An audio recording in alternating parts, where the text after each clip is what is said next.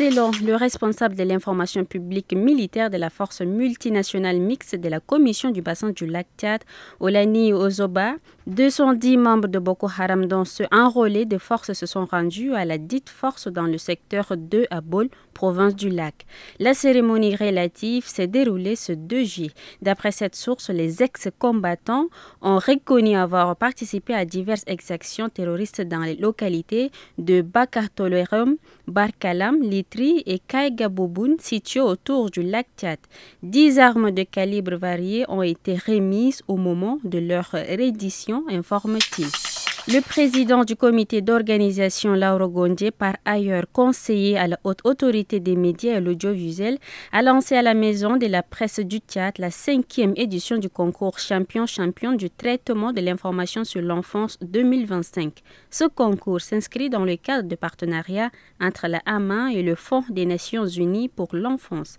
Il vise à encourager les médias d'accorder davantage des questions relatives liées aux droits et à la protection de l'enfant. Ouvrant aux journalistes de deux sexes et détenteurs d'une carte de journaliste professionnel, le dépôt des candidatures se déroulera du 2 juillet au 30 octobre 2025. En prélude à la 5e session ordinaire de la 6e législature du Parlement panafricain PAP prévue le 21 juin 2025 à Midrand, en Afrique du Sud, l'honorable Dida Mamar Mahamat, 4e vice-président du PAP, a pris part à une importante réunion du bureau de l'institution.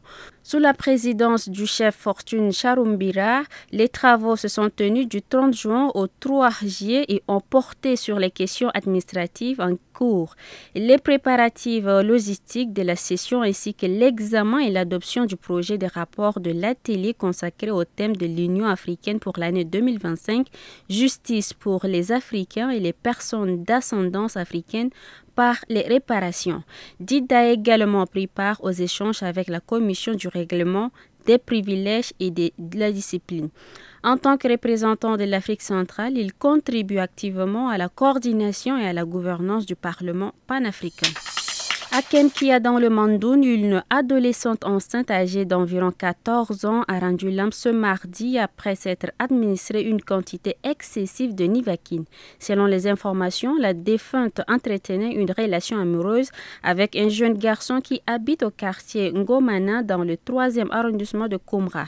Tombée enceinte, les deux partenaires ont décidé de garder l'information sans en informer leurs parents.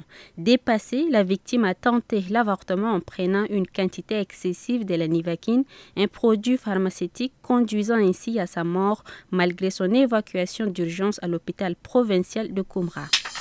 La Banque mondiale a un nouveau représentant résident au Tchad. Il s'agit de l'américano-togolais Farouk Mola-Bana.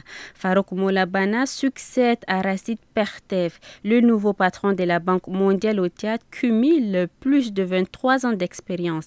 Il a débuté sa carrière aux États-Unis dans le secteur privé, puis a travaillé pour l'État de Caroline du Nord. En 2012, il a rejoint la Banque mondiale en tant qu'analyste du développement urbain.